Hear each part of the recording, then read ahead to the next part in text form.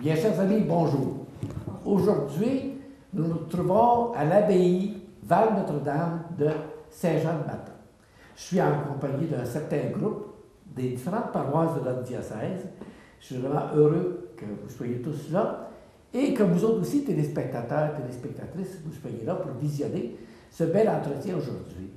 Et celui qui va nous entretenir justement, c'est le Père Don Yvon Joseph. Je l'appelle Don, c'est parce que Monseigneur, c'est-à-dire Don Yvon Joseph, a été un jour le Père abbé de ce même monastère. Ici, le Père abbé, c'est un père, puis abbé, ça veut dire abba. Il en parlera peut-être davantage aussi, ça veut dire père. C'est le père des pères. Durant 18 ans, je l'ai été. 18 ans. Et c'est à ce moment-là au cas, et c'est lui qui a pas mal été celui qui a vécu le transfert du monastère de Oka à Saint-Jean-de-Matin, qui a été celui qui a fait le même avec ses confrères sûrement, mais le choix du site ici. Oui. Il en parlera peut-être tout à l'heure. Et puis donc, c'est Don Yvon Joseph, mais il y a un peu plus de 10 ans, il est arrivé toute une aventure dans la personne de Don Yvon. Il a été choisi par le pape, c'était Jean-Paul II à ce moment-là? Non, Benoît XVI. Benoît XVI. Il était choisi par le pape Benoît XVI comme évêque du diocèse de Sainte-Anne de la Pocatière. Vous savez, Sainte-Anne de la Pocatière, c'est au début du Bas-Saint-Laurent. Il était originaire de là. Il était évêque là jusqu'à récemment. Presque 10 ans, c'est ça. Et puis donc Yvon est aussi Monseigneur Joseph Yvon Moreau, évêque, on dit aujourd'hui, émérite de Sainte-Anne de la Pocatière. Et il n'a pas perdu ses talents, si bien que dernièrement, c'était la fête de Saint-Joseph, l'adoratoire Saint-Joseph, on a beaucoup parlé, l'adoratoire ces derniers jours, dont Yvon, Monseigneur Moreau, a prêché les 3 derniers jours de la neuvaine à l'oratoire Saint-Joseph devant des milliers de personnes. Alors, c'est dire comment on est chanceux aujourd'hui, à son cloche, de l'avoir parmi nous. Alors, je vous laisse la parole. Merci beaucoup, l'abbé Claude. Il a tellement placé la barre haute que c'est gênant de prendre la parole. Bon, alors bonjour à chacune, à chacun. Et comme Claude vient de l'exprimer, c'est ça, j'ai travaillé avec mes frères à préparer notre arrivée ici, mais juste au moment où on devait arriver, comme mes frères disent, je me suis fait tirer le tapis en dessous des pieds, puis moi, je ne suis pas rentré ici. Donc, je suis parti à la Pocatière comme évêque et je suis revenu il y a 1 an déjà. Alors là, je bénéficie de ce lieu extérieur magnifique et de ce monastère que j'aime beaucoup ici, qu'on a préparé avec l'architecte et toute la construction. J'ai suivi tout. Je venais ici au moins 2 jours par semaine durant 1 an et demi de la construction. Alors, on est heureux de vous y accueillir et je pense qu'il y a des personnes qui découvrent le lieu pour la première fois aussi. Hein? Madame, vous me disiez ça?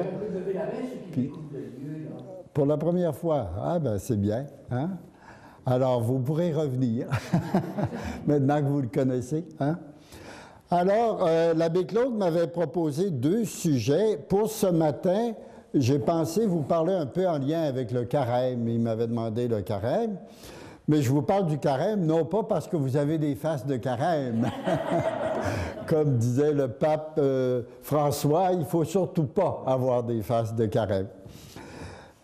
Donc, ce matin, je parlerai de plus du carême et de la prière. Et cet après-midi, ce serait en lien avec ce que nous sommes, vous comme moi, des personnes qui avancent en âge, comment bien vieillir. Hein? Alors, le carême, les plus âgés parmi vous, vous devez en avoir toutes sortes de souvenirs. Hein? Moi, le souvenir que j'ai de mon enfance, je n'aimais pas le carême. Hein? Parce que chez nous, on ne mangeait pas de dessert pendant tout le temps du carême. Maman était là-dessus très ferme, et même pas le dimanche, alors que le dimanche, normalement, n'est pas un jour de carême. Mais pas de dessert, pas de chocolat, rien. Hein? Mais on avait théâtre au samedi saint. Parce que dans le temps, je ne sais pas si vous vous souvenez, le carême finissait le samedi saint au midi. Et moi, je restais, mes parents étaient des cultivateurs, on restait à 5 milles et demi du village. Mais on sortait sur la galerie pour entendre sonner les cloches. Et quand les cloches de midi sonnaient, on se lâchait dans les œufs de Pâques. Presque à en être malade. Mais c'était bon.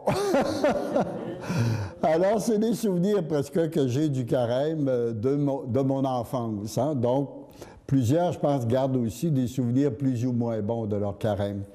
Et pourtant, le carême, si on s'arrête à y penser, c'est un très beau temps qui veut nous préparer en un sens, à la plus belle et à la plus grande fête de notre foi chrétienne, la résurrection. Hein? Alors, c'est 40 jours, le carême. Ça rappelle les 40 jours du peuple hébreu au désert, en marche vers la terre promise. C'est les 40 jours de jeûne et de désert de Jésus avant de commencer son ministère en Galilée. Hein?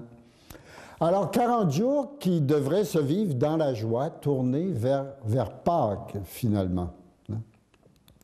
Et j'aime beaucoup, nous, on vit selon la règle de Saint Benoît. Et Saint Benoît dit qu'on doit avancer vers Pâques dans la joie du désir spirituel. Hein? Donc, il y aura quand même, bien sûr, hein, le carême dès le mercredi des Cendres. On nous a parlé que les 3 piliers de notre cheminement de carême, c'était la prière, le partage. Oui, ça allait là ensemble. Partage au monde, pénitence, et prière, et... Il y en a un autre, il me semble. Jeûne, voilà. Bon, vous l'avez. Alors, ce sont les 3 hein, qui sont proposés.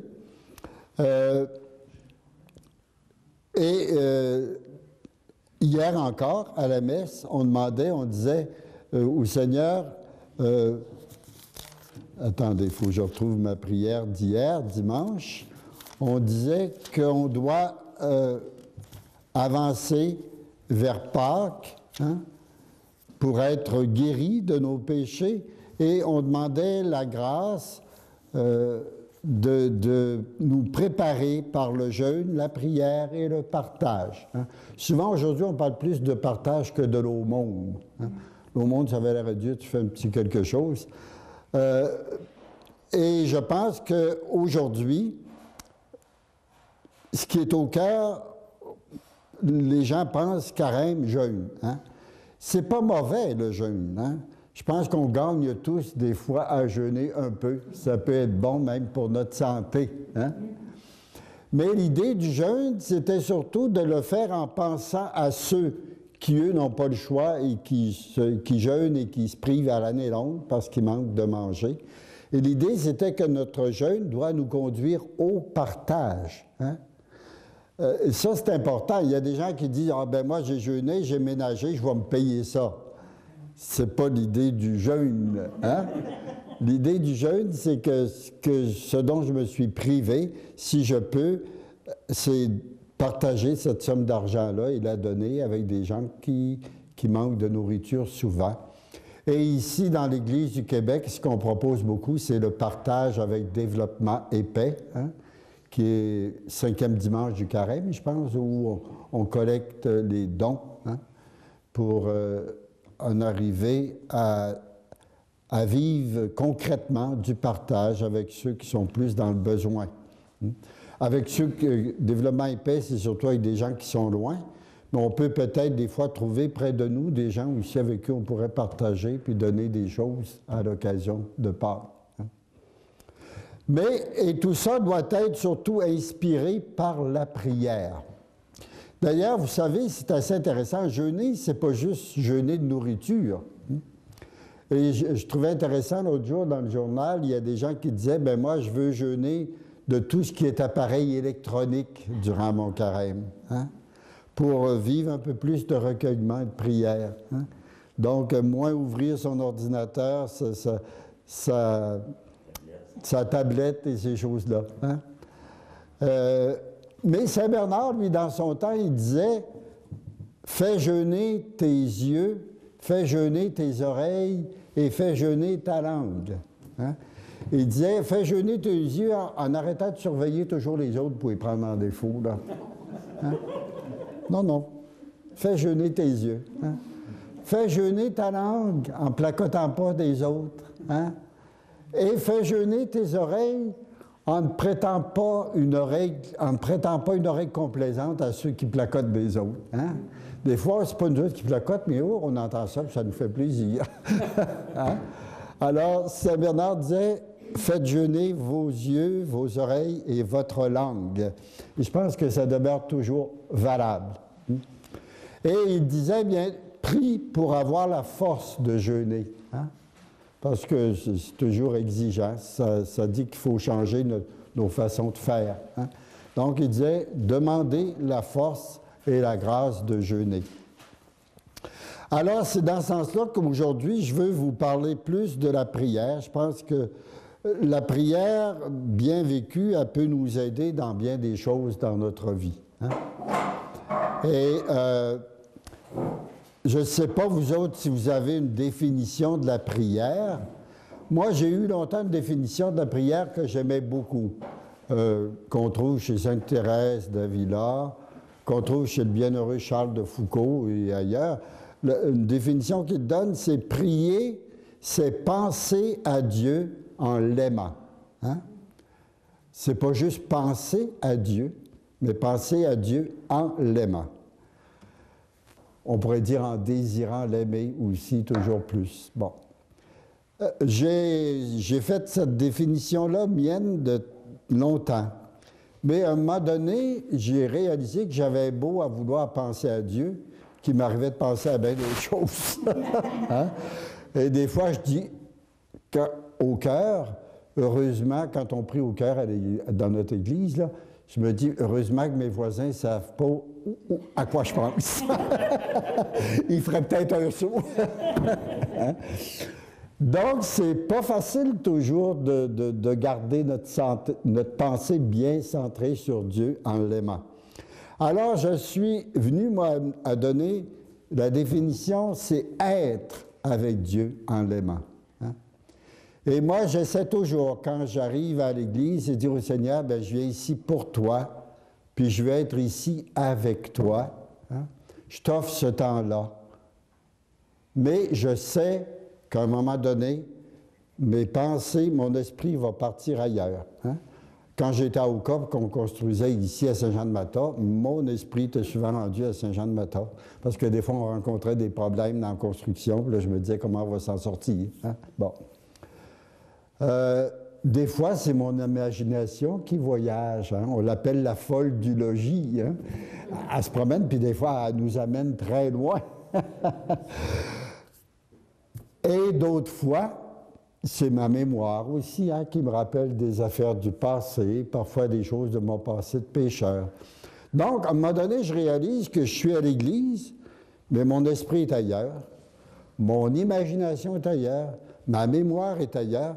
Il y a juste mon corps qui est resté dans l'Église. C'est extraordinaire, penser à ça. Hein? Dire, le corps, lui, il est resté fidèle. Et vous savez, des fois, on a été élevés, nous autres, vous comme moi, probablement, si on n'avait pas de corps, ça irait donc bien. Hein? Notre corps nous amène des problèmes, des fois. Vous ne trouvez pas ça, vous autres, des fois? Hein? Bien là, moi, la prière, je dirais, m'a aidé à me réconcilier avec mon corps. Elle me fait comprendre que finalement, mon corps, c'est le meilleur serviteur de ma prière. Hein? Lui, si je l'amène à l'Église, il y reste. Lui, il reste. Tout le beau monde part hein, à se promener, mais mon corps, il reste. Et quand je prends conscience de ça, à un moment donné, je dis, Seigneur, merci de m'avoir donné un corps. Hein. C'est lui qui est là pour te dire mon désir de te rencontrer et de t'aimer. Hein. Alors, c'est vraiment, oui, je trouve que la prière, pour moi, c'est un beau moment de réconciliation avec mon corps. Et vous savez, souvent, les gens pensent qu'on est des spécialistes, nous, de la prière, les moines. Hein? On est censé tout savoir concernant la prière. Ben moi, je dirais, plus on avance et plus on veut prier, plus on découvre qu'on ne sait pas prier. Et qu'on demeure sans cesse des apprentis. Hein? Puis, on n'est pas des maîtres en prière. Le seul maître, c'est l'Esprit Saint. Hein? Puis il faut lui demander sans cesse de nous apprendre à prier et à rester fidèles à la prière. Mais quand même, un jour, j'ai essayé de donner un genre de définition de la prière parce que ça nous est souvent demandé. Alors, je vais vous partager tranquillement ce texte que j'avais fait. Hein? Je dis, la prière est donnée comme une grâce à celui ou à celle qui la désire et la demande, et qui sait l'attendre en prenant du temps pour Dieu et avec Dieu. Hein? La prière, je pense que la plus belle façon de comprendre la prière, c'est de dire, les prières, c'est comme une relation, hein? C'est un lien. Comme on a des liens d'amitié, des liens de partage. Hein? Je dis, la prière, c'est la respiration d'un amour. Hein? Tenter de la définir, c'est un peu la trahir. Mais je vais quand même m'y risquer. Hein? Alors, et là, je rappelle comment j'ai longtemps eu la définition « prier, c'est penser à Dieu ». Hein? Mais je dis, avec le temps, le terme « penser » en est venu à avoir une résonance trop cérébrale à mes oreilles, comme si la prière se vivait surtout dans la tête. Hein? Peu à peu, j'ai expérimenté que prier, c'est être avec Dieu en l'aimant. Il ne s'agit pas tant d'avoir de belles idées sur Dieu ou de lui adresser de belles paroles que d'être attentif à sa présence, d'être heureux avec Dieu en l'aimant et en lui exprimant mon amour par ma simple présence. Hein? Parce que, vous savez, prier, c'est pas nécessaire de parler beaucoup. Hein? D'abord, vous devez vous en être rendu compte, vous n'avez pas de chance d'apprendre grand-chose à Dieu, je pense. Pas s'il y en a parmi vous autres qui pensent qu'ils vont apprendre de quoi à Dieu. Non, je pense qu'il nous connaît mieux, puis il connaît nos situations, puis il connaît nos besoins. Donc, on n'a pas besoin de lui dire tant de choses. Hein? Il n'est pas avide de nos informations, là, il n'en a pas besoin. Hein? Et il nous connaît. Et il nous aime. Et c'est ça le deuxième pas à faire, à découvrir. Hein? J'ai aussi découvert que Dieu était toujours le premier au rendez-vous de la prière. Hein? Et ça, c'est Saint Bernard qui disait déjà ça au 12e siècle. Hein? Il disait à ses moines, « Pensez pas que vous allez arriver à la prière avant Dieu. Quand vous arrivez à la prière, Dieu est déjà là et il vous attend. Hein? Il est le premier. Hein? Et alors, à ce moment-là, prier, c'est être avec Dieu en me découvrant aimé de lui. Hein? Et de découvrir comment son amour me précède. Hein? Et là, je dirais, c'est de rester dans sa présence et d'accueillir cet amour-là en silence. Hein?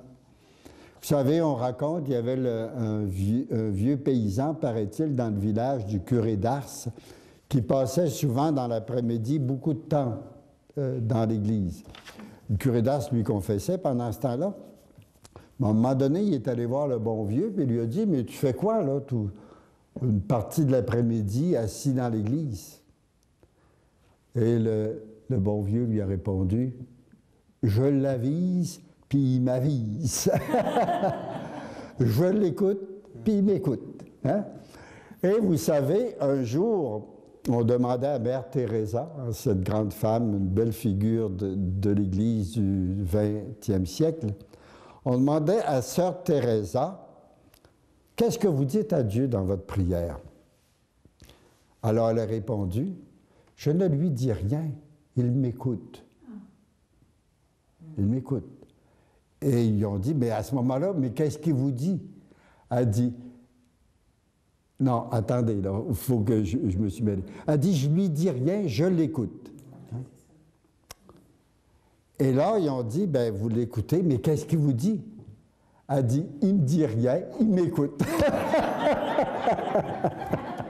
C'est merveilleux. Hein? Ça veut dire, c'est une... Puis, remarquez ça, je suis sûr, dans un couple qui s'aime, avec des amis, on ne sent pas toujours le besoin de parler puis de parler, mais on est heureux d'être ensemble. Hein? On est là, on est ensemble, puis on est bien. Hein? Et moi, j'avoue que quand je prends conscience de ça, je me souviens, surtout quand je suis rentré au monastère, souvent, durant l'Eucharistie, moi, j'étais habitué, j'étais prêtre avant, donc à présider l'Eucharistie, on a toujours quelque chose à faire. Hein. Mais là, je concélébrais souvent, et puis les premiers mois, je présidais jamais l'Eucharistie. Et là, veux pas, tout le beau monde était en dehors de l'Église. Là, il y avait juste mon corps qui concélébrait presque. Et quand j'en prenais conscience, je disais au Seigneur, je suis venu ici pour toi, puis tu sais que si je viens concélébrer, c'est parce que je crois au don que tu nous fais dans l'Eucharistie. Même si je ne te le dis pas tout le temps, je sais que tu es mon ami et que tu comprends que je suis là pour toi. Hein? Alors, il faut en arriver à avoir cette simplicité-là, je pense, avec Dieu. Hein? Et pas penser que c'est juste nos paroles qui sont importantes. Non, c'est notre désir d'être là avec Dieu. Et Saint Augustin, d'ailleurs, ça fait longtemps, ça, Saint Augustin, il a vécu au 4-5e. À un moment donné, il avait une de ses dirigées qui se plaignait à lui qu'elle avait beaucoup de distractions dans ses prières. Hein? Puis là, elle était malheureuse de tout ça. Et vous savez ce que Saint Augustin lui a répondu? Il lui a dit, « Occupe-toi pas de tes distractions. Ta prière, c'est ton désir. Tu as le désir de prier, tu as le désir d'être avec Dieu, tu prends du temps pour le prier. C'est ce que Dieu regarde. Et les prières, les distractions ne viennent pas enlever ce désir qui est dans le fond de ton cœur et que Dieu voit toujours. Hein? Ta prière, c'est ton désir. Je trouve que c'est important de ne pas oublier ça. Hein? Bon. Donc, tant où je me découvre aimé de Dieu, j'accueille son amour, je le goûte, je lui en grâce. Hein? Et avec la certitude qu'il m'a aimé le premier, qu'il m'aimera toujours le premier. Hein? Une fois, j'avais donné ça à des amis, puis c'est une phrase qui vient d'ailleurs de Saint Augustin. Saint Augustin donnait la définition d'un ami. Il disait, un ami, c'est quelqu'un qui sait tout de vous, et qui n'en continue pas moins de vous aimer. C'est beau, hein? Et mes amis, mon couple d'amis, Lucie et Paul, ils avaient fait encadrer ça dans leur salon. Un ami, c'est quelqu'un qui connaît tout de nous et qui n'en continue pas moins de nous aimer. Hein? Parce qu'il va plus loin que ce qu'il sait. Hein? Il va à ce qu'on est en profondeur, comme Dieu voit en nous. Malgré nos frasques ou nos erreurs qu'on a pu commettre dans notre vie, il voit l'enfant de Dieu que nous sommes toujours pour lui. Et une fois, je disais à un groupe, vous savez, c'est toute la différence entre un ami puis une commère. Parce que j'ai vu une fois aussi cette d'une commère, j'ai trouvé ça extraordinaire. Le bonhomme, il disait, une commère, c'est une personne qui sait tout de vous. Elle sait tout, hein? Elle sait tout, puis surtout elle sait nos affaires moins intéressantes qu'on aimerait mieux qu'elle ne sache pas, mais elle les sait. Hein? Puis elle en invente si c'est nécessaire. Alors, une commère, c'est une personne qui sait tout de vous, mais qui ne vous connaît pas. C'est-à-dire ce que vous êtes en vérité, elle ne le perçoit pas. Elle ne voit que l'extérieur. Tandis que Dieu, c'est le contraire. Lui, il va au cœur et il voit l'intérieur. C'est ça qui est merveilleux. Hein? Donc, me découvrant aimé de Dieu, hein, et je dis peu à peu, ma solitude avec Dieu devient foule.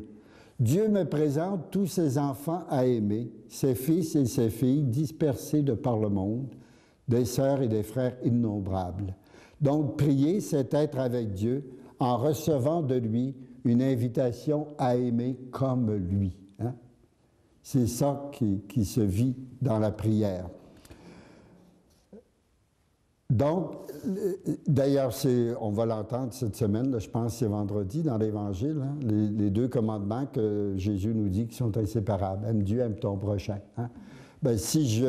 Si mon amour de Dieu grandit dans la prière, nécessairement, il me retourne vers mes frères et mes sœurs à aimer. Hein? Et si vous êtes comme moi, aimer ses frères et ses sœurs, c'est pas toujours facile. Hein?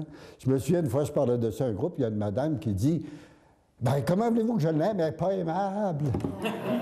Elle n'est pas aimable. Bien, c'est ça. Donc, aimer quand c'est pas toujours facile. Hein? Puis des fois, vous savez, en tout cas, moi, je ne l'ai pas vécu multiples de fois, mais j'ai déjà vécu, moi, une personne qui n'avait rien d'aimable, Puis au début, je faisais juste prier pour elle, là, parce que j'avais de la misère même à la regarder. Et assez curieusement, c'était quelqu'un qui se formait pour devenir prêtre comme moi. Dans le temps, on était au grand séminaire, mais il avait le don de me tomber ses nerfs, que voulez-vous. Mais j'ai dit, bon Seigneur, tu sais que je ne le trouve pas aimable pantoute, mais... Puis on aurait dit que lui, plus il sentait que je ne le trouvais pas aimable, il voulait toujours rentrer en contact avec moi. Puis d'ailleurs, je trouve ça beau, Sainte Thérèse d'Enfant Jésus, à un moment donné, j'ai découvert ça après, elle dit qu'elle a vécu la même expérience. Il y avait une sœur qui avait le don de l'énerver, mais cette sœur-là courait toujours après. Ben moi, en tout cas, ça a pris du temps. Mais après 2 ans, ce confrère-là, j'ai fini par... oui. Puis après, c'est devenu presque un ami. Je veux dire, puis il est prêtre maintenant au diocèse de Québec et on se rencontre de temps en temps, j'ai plus de problème. C'est comme si, finalement, si on reste patient, si on prie pour l'autre, puis je pense qu'on finit par le rendre aimable. Hein? Il n'était pas aimable, mais on finit par le rendre aimable. Hein? Alors, je pense que c'est quelque chose à faire. Et surtout, ce qu'il faut demander, c'est demander à Dieu et accueillir de Dieu la capacité d'aimer comme lui. Hein? Parce que nous autres, les premiers, on n'a pas toujours été aimables pour Dieu, hein? Mais il nous aime. Hein? Donc, accueillir de Dieu cette capacité d'aimer, hein, comme lui. Hein? Alors, j'en suis arrivé donc avec cette définition-là de la prière. Hein? Et je dis, bien, l'important, c'est que d'en arriver quand même à l'unique grande prière qui est le Notre Père. Hein? Et le Notre Père, c'est beau. Hein? La prière que Dieu nous a enseignée, il ne nous a pas enseigné à prier en « je ». Hein?